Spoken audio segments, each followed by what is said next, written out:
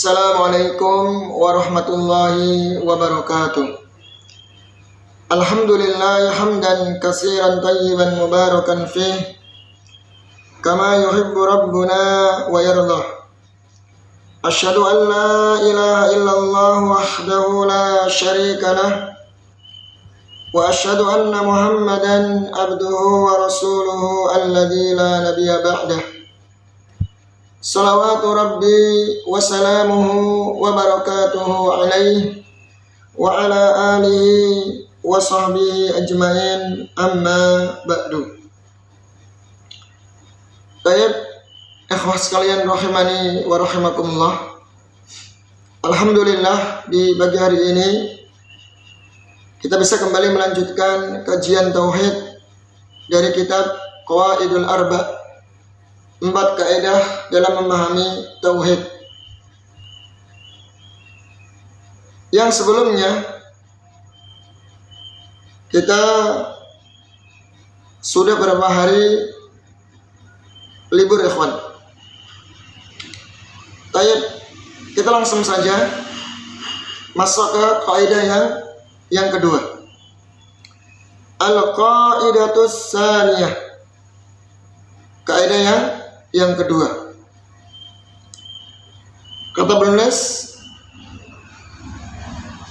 annahum yaquluna ma da'awnahum wa tawajjahna ilaihim illa li talabil qurbati wasyafa'ah. Mereka orang-orang musyrik mengatakan, kami tidaklah berdoa kepada mereka dan menghadapkan kepada mereka, melainkan agar mereka sebagai perantara untuk mendekatkan kita kepada Allah. Ya, litolabil qurbah artinya apa? Agar mereka, orang-orang soleh yang sudah meninggal, para wali-wali yang sudah meninggal, atau apapun bentuknya dari sesembahan-sesembahan selain Allah yang mereka mintai doa, mereka beralasan agar orang-orang tersebut atau wali-wali tersebut agar mendekatkan kita kepada Allah, wasyafa'ah, dan memberi syafaat. Jadi ini, perhatikan ya kawan, ini alasan mereka ketika melakukan kesyirikan. Jadi mereka meyakini rububiyah Allah Azza wa Jalla. Kita sudah jelaskan di kaidah yang pertama bahwa mereka orang-orang musyrik mengenal dan mengakui bahwasanya Allah Subhanahu wa taala sang pencipta, ya, sang pengatur. Namun disayangkan, mereka masih saja menjadikan ibadah kepada selain Allah. Nah, dalam kaidah yang kedua ini, ketika mereka menjadikan tandingan-tandingan dari selain Allah, berdoa kepada makhluk, sesembahan-sesembahan dari selain Allah, mereka berhujjah, mereka beralasan, kami itu tidak menyembah mereka, kami tidak berdoa kepada mereka, kami tidak minta kepada mereka. Itu alasan mereka. Hanya saja, tetapi ini yang bikin masalah di sini. Tetapi tujuan kami berdoa kepada mereka agar mereka mendekatkan kami kepada Allah. Artinya mereka mengakui bahwasanya Allah sang pencipta, Allah sesembahan. Paham sampai sini ya? Dan kami ingin agar mereka itu nanti memberikan syafaat di sisi Allah. Itu alasan mereka. Iya. Fadalilul qurbah qauluhu ta'ala, dan dalil alasan mereka bahwa ketika mereka berdoa kepada selain Allah, meminta kepada selain Allah, itu alasannya agar mereka orang-orang saleh, wali-wali tersebut, agar mendekatkan kami kepada Allah. Mana dalilnya? Dalam Al-Quran ada, lihat.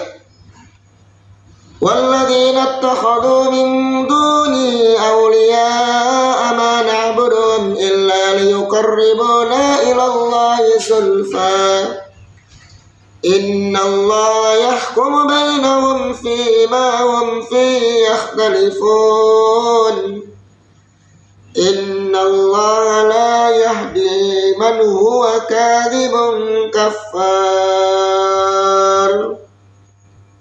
Lihat ini. Dan orang-orang yang menjadikan wali-wali sesembahan-sesembahan dari selain Allah, dari kalangan orang-orang soleh, ya, wali-wali Allah, mereka mengatakan ma na'buduhum, kami tidak menyembah mereka. Lihat ini, ya, ini berbahaya sekali. Ini syubhatnya di sini. Kami tidak menyembah mereka illa liyuqarribuna ilallahi zulfa, melainkan hanya agar mereka wali-wali, orang-orang saleh, mendekatkan kami kepada Allah. Lihat ini alasannya, ya, dengan sedekat-dekatnya. Tapi apa kata Allah? Allah membantah argumen mereka dengan alasan ini. Innallaha yahkumu bainahum, sesungguhnya Allah akan memutuskan di antara mereka fima hum fihi yakhtalifun, atas apa yang mereka perselisihkan. Innallaha la yahdi, sesungguhnya Allah tidak akan memberikan petunjuk man huwa kadzibun kaffar, bagi mereka orang yang pendusta lagi kufur. Lihat, Allah Subhanahu wa ta'ala menghukumi orang-orang yang menyembah kepada selain Allah dengan alasan agar sesembahan-sesembahan tersebut atau wali-wali tersebut, orang-orang soleh tersebut di alam kubur, dengan alasan agar mereka nanti mendekatkan kami kepada Allah. Karena mereka orang-orang yang mulia, orang-orang soleh, sedangkan kami itu pendosa, kami orang yang hina, tidak pantas kami minta langsung kepada Allah, maka harus melalui perantara orang-orang soleh. Lihat, Allah bantah orang yang seperti ini, model seperti ini, ketika menyembah kepada selain Allah dengan alasan seperti ini, kadzib, pendusta, kafar, dia kufur. Allah sangat tegas dalam ayat ini. Silakan dibuka surat Az-Zumar ayat yang ketiga. Jika masih ragu, lihat surat Az-Zumar. Jadi nggak ada alasan lagi berbuat kesyirikan, apalagi mengkeramatkan kuburan-kuburan orang-orang soleh, minta di situ, berbondong-bondong, ya, rame-rame berziarah di situ, di tempatnya orang-orang soleh yang mereka anggap sebagai wali-wali Allah. Kalau masalah ziarah silahkan, ada anjurannya, ada syariatnya. Namun yang jadi masalah, kenapa harus yang dituju orang-orang soleh? Bukankah di sebelah rumah kita ada kuburan? Di desa kita juga ada kuburan. Karena ziarah kubur itu tujuannya apa? Mengingat kematian. Tudzakirukumul maut. Ya, kita ambil ibrah, pelajaran. Kalau kita nanti akan menyusul seperti mereka dan mempersiapkan bekal untuk menghadapi kematian. Ya, ingat kematian. Ya, dan mendoakan si mayit. Kenapa harus jauh-jauh pergi untuk ziarah ke para wali-wali atau orang-orang soleh? Apa tujuannya di sini? Ya, ada pertanyaan, timbul pertanyaan di sini. Nah, ini perlu diperhatikan baik-baik ini. Ini syubhat yang masih bercokol di tengah-tengah kaum muslimin yang mereka meminta kepada selain Allah di kuburan-kuburan. Ayat wa dalilus syafaati qauluhu ta'ala, dan dalil syafaat ini alasan yang kedua. Selain alasan orang-orang musyrik beralasan bahwa wali-wali itu atau orang-orang soleh tersebut nanti agar mendekatkan kami kepada Allah, sudah Allah bantah dalam surat Az-Zumar ya. Lihat Syekh langsung mendatangkan bantahannya pakai ayat Al-Quran. Bukan asumsi ya, ingat, bukan kata saya, enggak. Lihat langsung Syekh datangkan dalam Al-Quran, ini ayatnya yang menunjukkan larangan ya menyembah kepada selain Allah, apapun alasannya, mau tujuannya mendekatkan diri kepada Allah atau yang lainnya, tidak dibenarkan. Ini dalilnya jelas, valid, apalagi mau dibantah, silahkan dibantah. Ini ayat Allah Subhanahu wa ta'ala. Kemudian alasan yang kedua, mereka berargumen agar orang-orang saleh dari sesembahan selain Allah atau wali-wali tersebut memberi syafaat, agar mereka nanti memberi syafaat di sisi Allah Azza wa Jalla. Lihat yang alasan mereka. Padahal kita tahu syafaat itu milik Allah. Allah yang berhak memberi syafaat. Syafaat ada syaratnya. Tidak sembarang orang bisa ngasih syafaat. Sampai Nabi kita alaihi salatu wassalam, Nabi Muhammad alaihi salatu wassalam meminta kepada Allah, bersungkur, sujud di hadapan Allah, memuji Allah Azza wa Jalla sangat lama.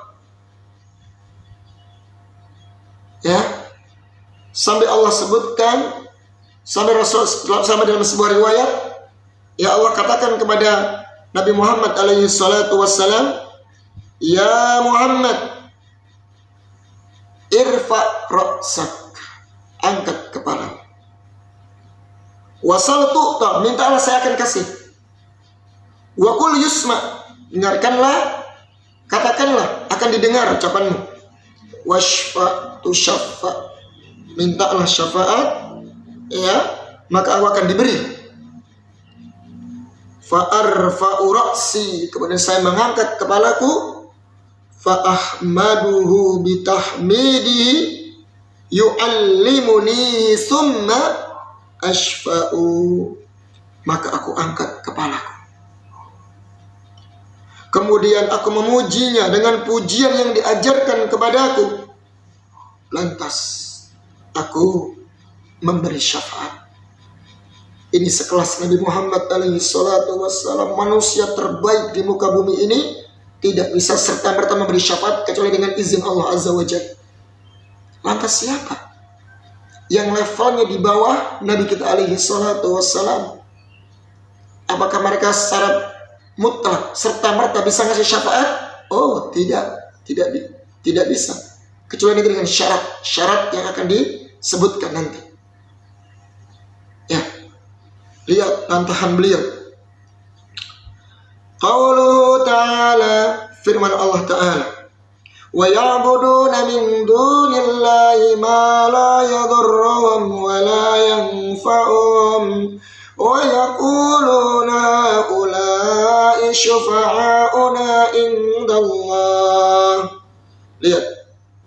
Dan mereka orang yang beribadah kepada selain Allah, yang tidak bisa ya menolak bahaya kepada mereka dan tidak memberikan manfaat sedikit pun kepada mereka, mereka berargumen, mereka beralasan, mereka mengatakan mereka ini ya sebagai penolong-penolong kami, pemberi-pemberi syafaat kami di sisi Allah. Allah sebutkan dalam Al-Quran, ini ayatnya, surat Yunus ayat 14 kalau nggak salah. Lihat ikhwan, bagaimana dahsyatnya syubhat pelaku kesyirikan. Yang pertama tadi apa?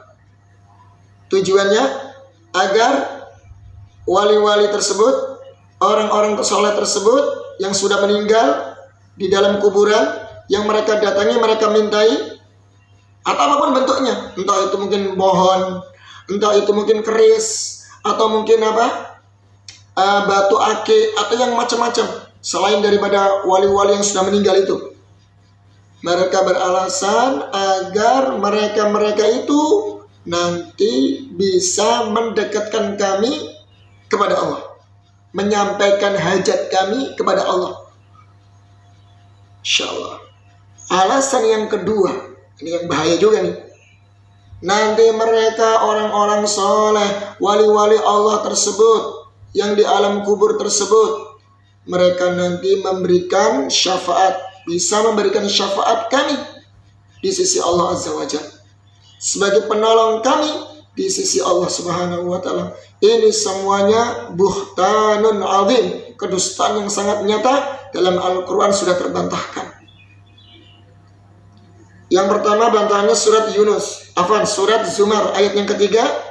Kemudian yang kedua,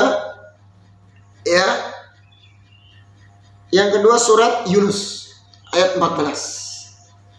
Silahkan dilihat Al-Qurannya. Ya. Jadi nggak ada alasan lagi, ayolah ikhwah. Syirik dosa yang paling besar di antara dosa-dosa besar. Allah Subhanahu wa Ta'ala tidak ridha sampai Allah katakan, innallaha la yaghfiru ayyushraka bihi wa yaghfiru ma duna dzalika liman yasha. Sesungguhnya Allah tidak akan mengampuni orang yang menyekutukan Allah, dan Allah ampuni kepada orang yang kepada selain dosa syirik.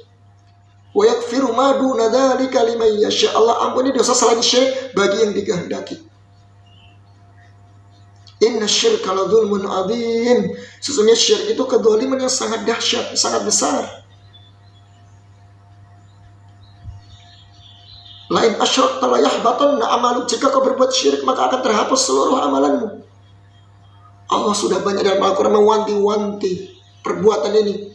Maka tidak ada alasan lagi, ya akhwah. Ya, kita mengajak, kita senantiasa mengajak, ayo hanya beribadah kepada Allah saja. Dialah sang pemberi rezeki, menciptakan kita, yang mengatur alam semesta. Maka dialah yang berhak untuk kita mintai. Seluruh ibadah kita berikan hanya kepada Allah. Kita hanya mengajak seperti ini. Kita hanya mengajak demikian, hanya memurnikan ibadah hanya kepada Allah saja. Kita nggak neko-neko, enggak. Kita ajak ya umat ini agar mengesahkan Allah, menjadikan seluruh ibadah hanya kepada Allah saja. Ya, nggak ada maksud apa-apa. Allah sudah banyak peringatkan dalam Al-Quran, dan sangat dahsyat ya dosa syirik. Maka janganlah beralasan.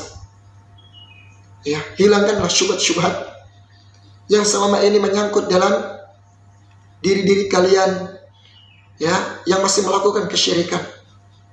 Apapun alasannya, yang namanya kesyirikan, dosa besar, dosa yang besar di antara dosa yang paling besar, di antara dosa-dosa besar, dan ancamannya neraka jahanam, dan selama dia tidak bertobat kepada Allah Azza wa Jalla.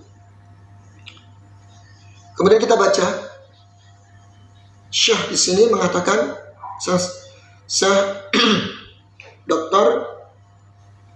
Haisam ya, yahtajju ahlus syirki wal kufri bi annahum lam yad'u ma'budatihim al-batilata wa lam yatawajjahu ilayha illa li talabil qurbati wasyafa'ati wa qad istahattu bidzalika ayyukaffirahum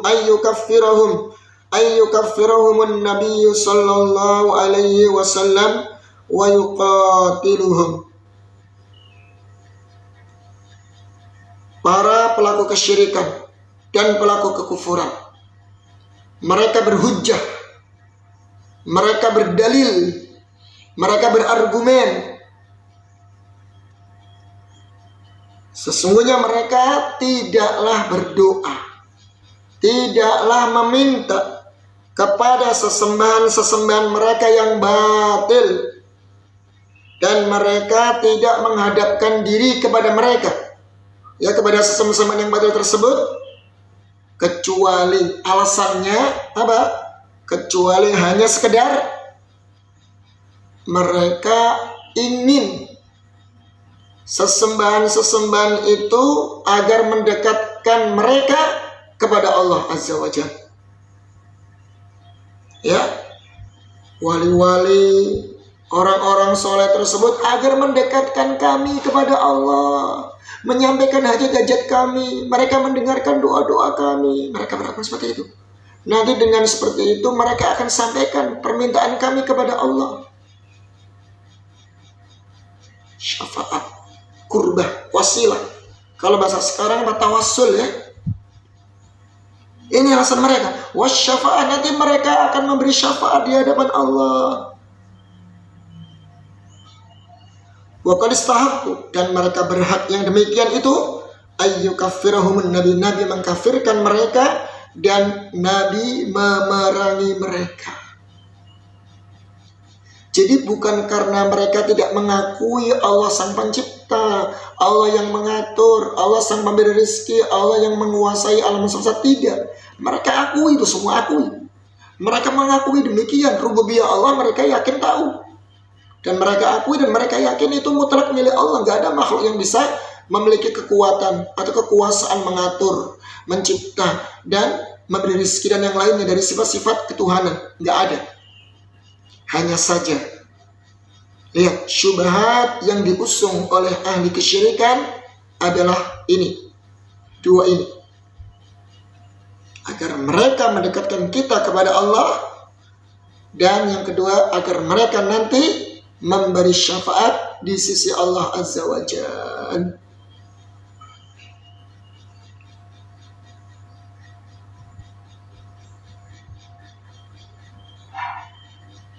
Baik. Para ikhwah semuanya rahimani wa rahimakumullah. Jadi ketika mereka beralasan atau berhujjah bahwa nanti sesembahan-sesembahan dari selain Allah, dari kalangan wali-wali atau orang-orang saleh, atau mungkin berhala, atau yang lainnya lah, mereka itu nanti bisa mendekatkan kami kepada Allah. Syubhat ini mereka kiaskan, mereka analogikan dengan seseorang ketika minta kepada sang raja atau pemimpin atau presiden. Mereka analogikan demikian. Ini logika yang batil. Ketika kita ingin mengajukan proposal kepada presiden, ini kan nggak mungkin. Nggak mungkin kita langsung ke raja tersebut atau presiden tersebut. Pasti kita harus melalui perantara-perantara, tangan-tangan kanan dari presiden. Kalau kelasnya desa, maka kita ajukan lewat kelurahan. Kelurahan tembus kemudian ke kecamatan. Setelah kecamatan harus tembus lagi ke kabupaten. Ya. Kabupaten ini berarti tingkat bupati. Kemudian ke provinsi, gubernur. Kemudian apa? Di gubernur lewat menteri-menterinya. Menteri-menteri, para pejabat-pejabat yang dekat dengan presiden. Baru nanti diajukan, disampaikan proposal tersebut. Paham sampai sini? Karena presiden nggak mungkin tahu kondisi rakyatnya. Maka ketika kita ingin mengajukan permintaan proposal kepada presiden, harus kita melewati ajudan-ajudannya, menteri-menterinya. Baru disampaikan orang yang paling dekat dari presiden, baru nanti presiden kalau cocok, dibaca proposal tersebut, kemudian di ACC, dipenuhi permintaannya. Ini logika mereka ketika berdoa kepada selain Allah dari kalangan wali-wali dan orang-orang soleh. Kan nggak mungkin dong. Ibarat kita minta kepada presiden, nggak mungkin kita bisa sampai langsung minta kepada presiden. Kita harus lewat orang-orang terdekat dengan presiden. Sebagaimana Allah. Allah punya orang wali-wali, orang-orang soleh yang dekat kepada Allah. Maka nggak mungkin kita minta langsung kepada Allah. Siapa kita? Kita kan pendosa. Kita itu orang yang menghina. Kita nggak mungkin langsung minta kepada Allah, tapi kita lewat para wali-wali tersebut. Logika yang seperti ini, ikhwan, sangat cacat. Tidak dibenarkan. Al-qiyas ma'al fariq. Pengkiasan, penganalogian. Allah meminta kepada Allah dikiaskan minta kepada raja atau presiden. Ini kias yang batil. Pertama, bagaimana mungkin Allah subhanahu wa ta'ala yang mengatur alam semesta, yang maha mendengar seluruh keluhan-keluhan makhluknya, ya, yang berkuasa, yang mengetahui, yang mengawasi dari berbagai sifat-sifat yang mulia bagi Allah, kok disamakan dengan makhluk? Ya, masa Allah disamakan dengan makhluk, dengan presiden atau raja? Sedangkan raja terbatas kemampuannya. Dia nggak mungkin tahu kondisi seluruh rakyatnya. Sedangkan Allah subhanahu wa ta'ala maha tahu, maha kuasa, maha mendengar, tahu seluruh kondisi makhluknya. Jadi mintalah kepada Allah. Wa idza salaka ibadi anni fa inni qarib ujibu da'watad da'i idza da'an. Maka Allah sebutkan dalam Al-Quran, jika hamba-hambaku ingin minta kepadaku, katakan kepadanya, wahai Muhammad, fa inni qarib, saya itu dekat. Dekat Allah subhanahu wa ta'ala. Allah maha mendengar keluhan-keluhan hambanya, dan Allah maha melihat kondisi hambanya. Ujibu da'watad da'i idza da'an. Ya, saya kabulkan, kata Allah, berjanji saya akan kabulkan permintaan orang-orang yang minta kepadaku, orang-orang yang berdoa kepadaku, jika dia berdoa kepadaku. Itu udah janji Allah. Lihat, Allah perintahkan justru kita langsung minta kepadanya, bukan lewat perantara-perantara. Karena dengan perantara-perantara tersebut justru merendahkan haknya Allah Azza wa Jalla. Ini yang pertama. Sedangkan rakyat, sedangkan raja, tidak tahu kondisi rakyatnya kalau nggak dikasih tahu oleh orang-orang yang dekat kepadanya. Ya, jadi yang pertama tadi apa, ikhwan? Sisi kebatilannya, mengkiaskan Allah dengan makhluk. Ya, mengkiaskan Allah dengan makhluk. Bagaimana Allah sang Khaliq dikiaskan dengan makhluk seperti sang raja? Yang kedua, Allah subhanahu wa ta'ala maha tahu, menguasai, melihat, ya, seluruh makhluknya. Sedangkan sang raja, pengetahuan mereka terbatas. Mereka tahu kecuali dikasih tahu oleh orang-orang yang dekat dengannya, dari kalangan menterinya, pejabat-pejabat yang dekat dengannya. Itu. Sisi yang ketiga, ini menunjukkan ini justru merendahkan haknya Allah Azza wa Jalla. Ya, merendahkan haknya Allah. Seolah-olah Allah subhanahu wa ta'ala tidak mungkin mendengar. tidak bisa mengabulkan permintaan hambanya kecuali lewat perantara-perantara. Ini justru merendahkan haknya Allah Azza wa Jalla. Ini jatuh ke dalam kekufuran justru. Ini 3 sisi, ya, 3 bantahan terhadap argumen orang yang menjadikan perantara sesembahan dari selain Allah dengan alasan agar mereka mendekatkan kami kepada Allah. Jelas ikhwan? Ya, kami ulangi lagi. Yang pertama, mengkiaskan Allah dengan makhluk ini jelas tidak dibenarkan. Batil. Allah disamakan dengan makhluk. Yang kedua, Allah itu maha kuasa, maha mendengar, maha melihat. Sedangkan raja atau makhluk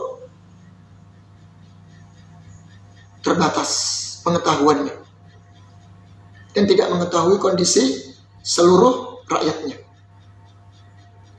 Yang ketiga, alasan beribadah kepada Allah, meminta kepada Allah harus dengan perantara, maka ini justru merendahkan haknya Allah Azza wa Jalla. Seolah Allah itu butuh perantara, butuh ajudan, butuh orang-orang yang menyampaikan, baru Allah baru tahu. Seolah Allah nggak tahu kalau nggak dikasih tahu. Ini merendahkan haknya Allah dan ini suatu kebatilan. 3 sisi ini terbantahkan. Kemudian yang kedua, alasan mereka nanti orang-orang soleh tadi dapat memberi syafaat, agar memberi syafaat kepada di sisi Allah, memberi syafaat kami di sisi Allah.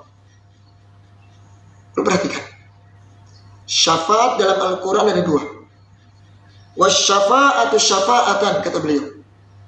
Syafaat ada 2.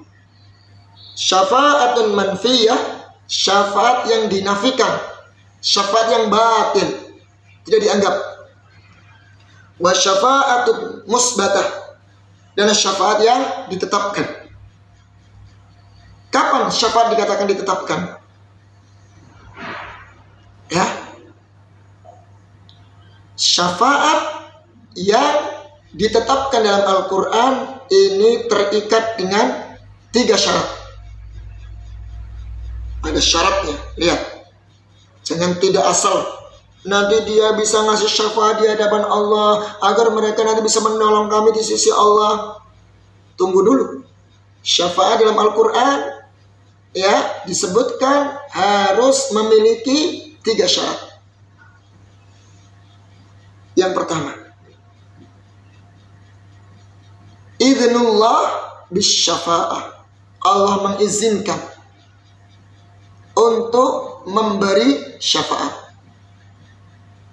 Ingat, orang yang akan memberi syafaat dapat izin dari Allah. Nabi Muhammad saya tadi kita sempat bacakan ya, beliau nggak bisa serta-merta ngasih syafaat kecuali Allah mengizinkan. Sampai beliau tadi sujud lama tersungkur memuji Allah, memohon kepada Allah.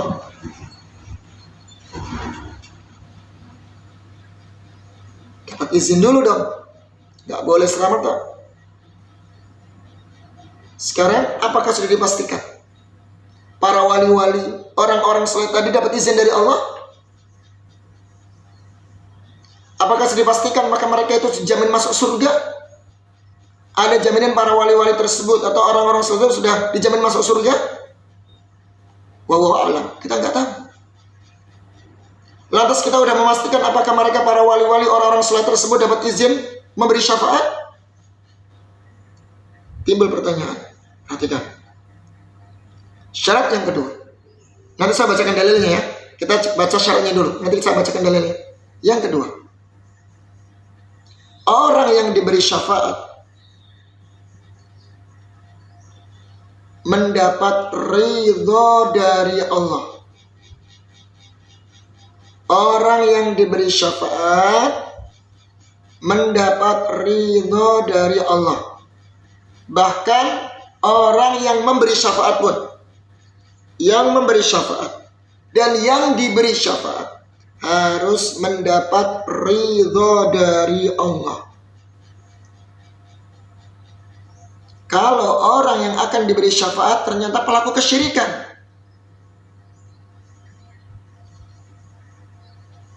kira-kira Allah ridho enggak? Kalau Allah enggak ridho, bagaimana mungkin Allah akan izinkan dia dapat syafaat? Kira-kira orang yang memberi syafaat, oke lah, di kalangan para wali itu orang-orang soleh, ternyata Allah enggak ridho kepada mereka karena mungkin mereka melakukan kesyirikan, bahkan mengajarkan kesyirikan. Walam bisawab. Kira-kira Allah ridho enggak? Allah enggak ridho. Maka syarat ini harus terpenuhi. Sebagian ulama menambahkan yang ketiga, min ahli tauhid. Orang yang berhak mendapatkan syafaat dia adalah orang yang bertauhid kepada Allah.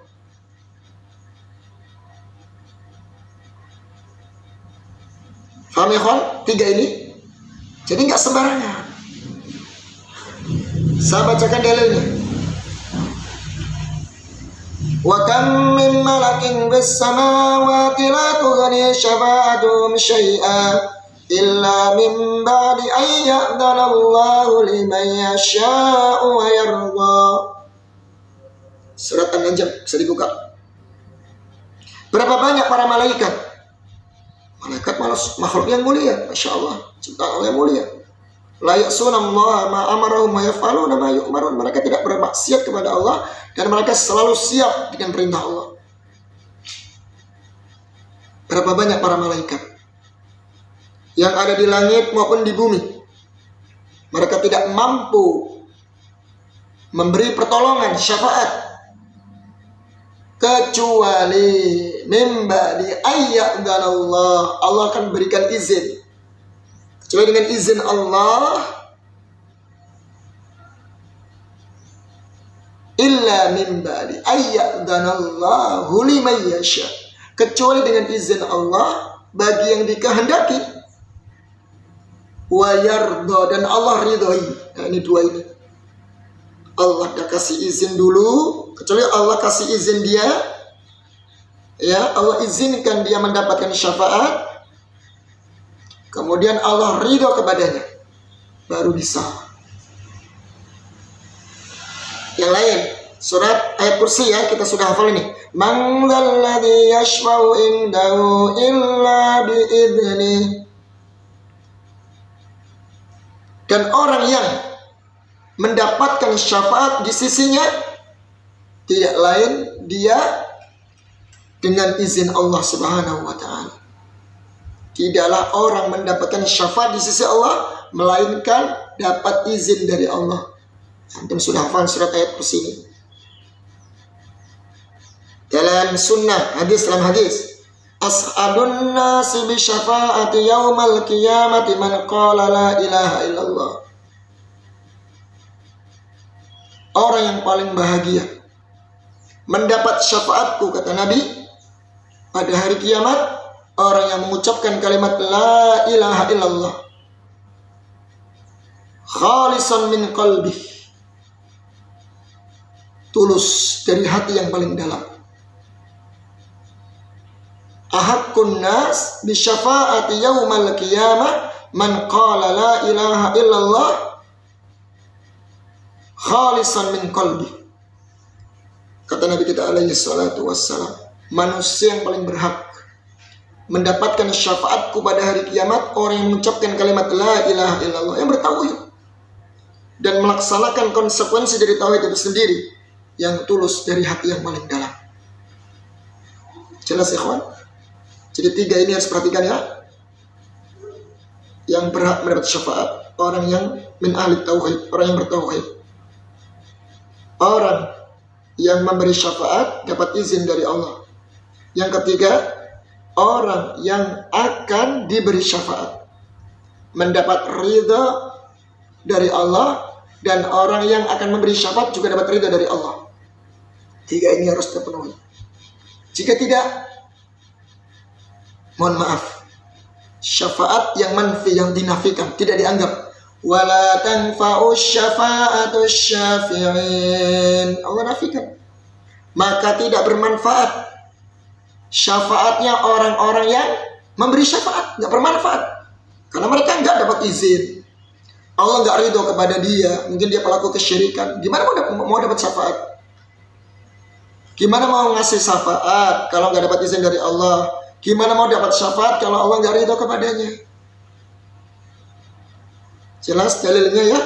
Jadi semua berlandaskan dalil. Jadi mudah-mudahan sedikit ini bermanfaat bagi kita semuanya. Semoga kita dijauhkan dari dosa-dosa kesyirikan. Ya ikhwah, jangan beralasan dengan apapun. Ketika Allah malah mengatakan syirik itu perbuatan dosa besar, terlarang, perbuatan zalim, dan tidak diampuni dosanya, maka jangan dianggap remeh. Jangan sampai kita menyesal di hadapan Allah Azza wa Jalla. Maka pentingnya kita belajar dan terus belajar. Subhanakallahumma wa bihamdik, asyhadu an la ilaha illa anta, astaghfiruka wa atubu ilaik. Wassalamualaikum warahmatullahi wabarakatuh.